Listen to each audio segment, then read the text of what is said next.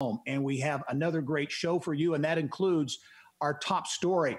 A $300 million investment by Elanco Animal Health, really one of the biggest economic development deals in memory, will transform the former General Motors stamping plant site in downtown Indianapolis along the White River into a 45-acre global headquarters campus. Now, the deal was more than a year in the making and has significant implications for Indianapolis and multiple locations around the state.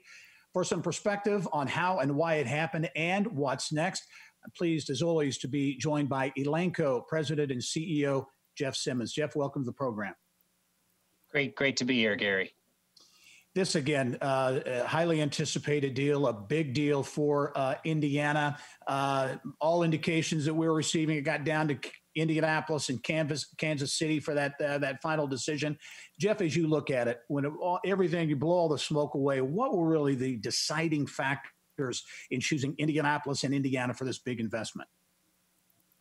Yeah, well, without question, we're coming up on 7 full decades of history here as mostly a division of Eli Lilly and Company. And so Indiana has been our home, and that's a big part of this. But I think as we really a credit to Governor Holcomb and Secretary Schillinger, as well as Mayor Hogsett, their offices, their teams, Indiana truly made all efforts to make this very, very easy for us in terms of this being the ideal place. And then, yes, the location, moving into Indianapolis, when we think about talent capabilities, we can talk about what we want from this campus.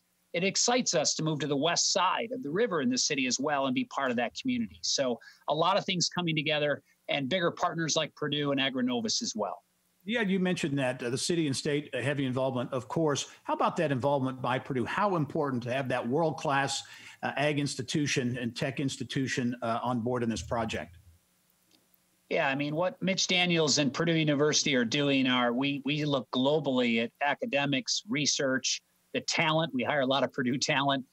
They're out on the forefront in all regards. And so a tremendous collaboration effort. We've had a long history with Purdue, and we'll continue that, and a lot of alumni even in our leadership.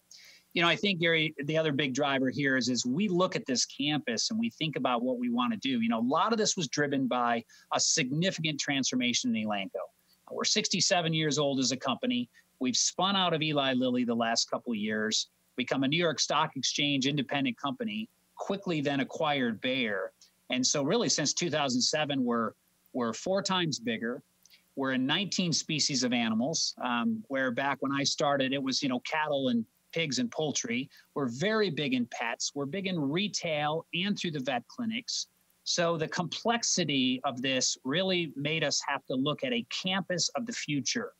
And Purdue will play a role in that. But that campus of the future has to be one that ideates, that collaborates, that creates innovation.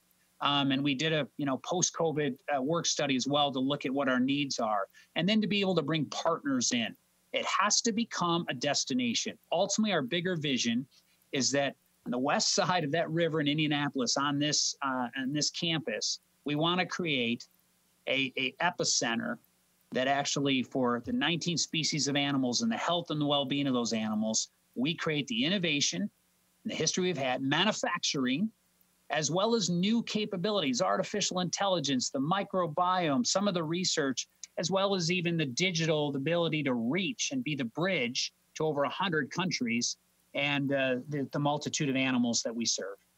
Very ambitious plan, certainly, and it extends beyond Indianapolis. I know your major manufacturing operations in Clinton are part of the investment announcement, and you're also looking at research and development operations going forward as well, focused, centered here in Indiana. Yeah, that's correct. A long history. We've got facilities in Clinton and Terre Haute and in downtown Indianapolis some. So the goal now is to actually create, and, as we look at, the post-COVID work environment, just completed a future of work study. And I think this is important, Gary, as we look, is we want something that is smaller, that is smarter, but has a campus feel. It's a destination. A study of our global employees say that, 70% of our employees don't expect to be in the office every day. We need an open, collaborative environment that creates, the ability to be a destination for our global employees. The other thing we've noticed is with COVID, the floodgates are open on talent. with a more virtual world, but a great destination like Indianapolis, you can attract talent now, we believe, at another level. And so our ability now to be one of the top attractors of talent, animal health is a very hot space right now. And we believe life sciences and the history of the ag bioscience that Indiana brings, this brings a big opportunity to bring another level of talent into Elanco as well as into Indiana.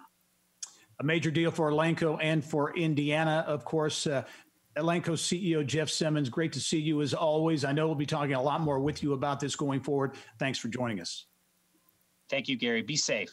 All right, you too.